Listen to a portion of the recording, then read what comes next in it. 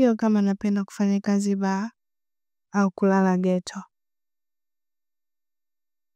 Ni kwa sababu tu sina wazazi.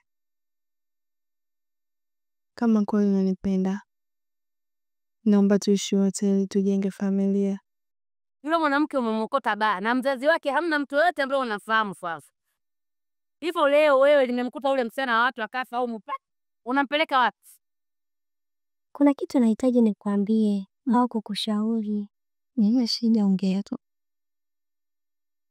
Kwa nini usitoe mimba ili upate kuendelea na masomo? Yeye akupenda awe hivi. Inabidi tukae chini mimi na wewe. Tuliangalie kwa hili lililomtokea. Lesa kaleta maafa bwana. Maafa?